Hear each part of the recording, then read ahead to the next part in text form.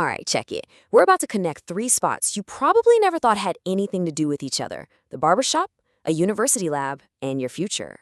Yeah, for real. And it's all happening right here in West Baltimore. Let's get into it. So first things first, we gotta start at a place we all know and respect. This is about way more than just getting a fade. We're talking about the barbershop, what it really is for us, for the community, for the culture. You see this quote right here from Dr. Stephen B. Thomas, the man behind this whole movement? He calls the shop a sacred space. And he's right. Think about it. It's the one place you can go, sit in that chair, and be real about what's going on. No filter. It's built on trust. Period. And that trust, it's being put into action. This ain't just talk. Barbers, the people you already trust, are getting trained to become community health advocates. They're learning how to help us get what we need from a system that can be, well, complicated. This is us helping us, one cut at a time. So when they do health events at the shop, it doesn't feel like you're walking into some stuffy clinic. Nah, it feels like a cookout. It's a party, a family reunion. You got music, you got food, and most important, you got dignity and respect. It's health on our own terms. All right, so next section, building trust, not just research. This whole idea, it didn't just pop up out of nowhere. It comes from a deep, painful history and the need to rebuild something that was completely broken. And this right here, this is why that trust is so deep and so important. This is a story about the Tuskegee syphilis study. For 40 years, the government lied to Black men pretending to give them health care. Instead, they just watched them suffer and die from a treatable disease. That kind of betrayal, it runs deep. It's a wound we're still dealing with today. So the whole game has to change. For way too long, it's been about outsiders doing research on us, coming in, taking what they need, and leaving. The new model, the one we're talking about, is about doing research with us. That means real partnership, building solutions together, and giving the community ownership. Now, the official term for this is hyper-local solutions. Fancy words, I know. But all it really means is keeping it a buck. It means what works over there might not work right here on our block. It's about creating solutions specifically for our neighborhood by meeting us exactly where we're at.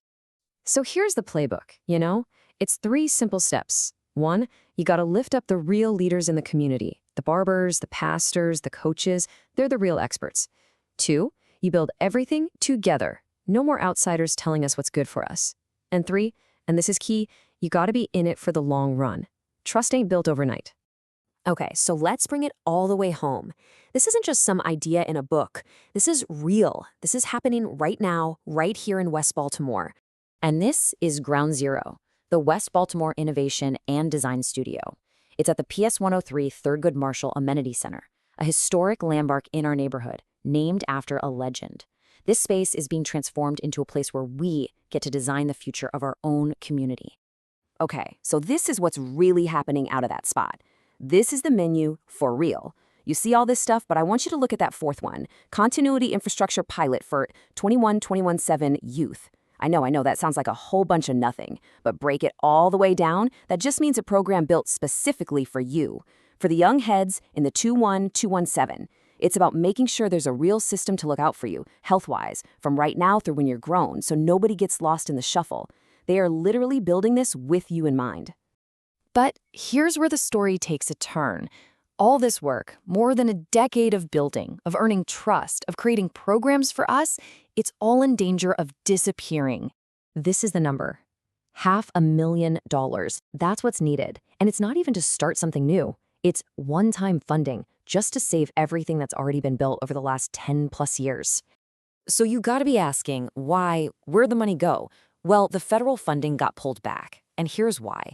This kind of work that's all about health equity, which just means making sure everyone has a fair shot at being healthy, it's being called a radical DEI initiative by some folks. You might hear that term, DEI. It just stands for diversity, equity, and inclusion.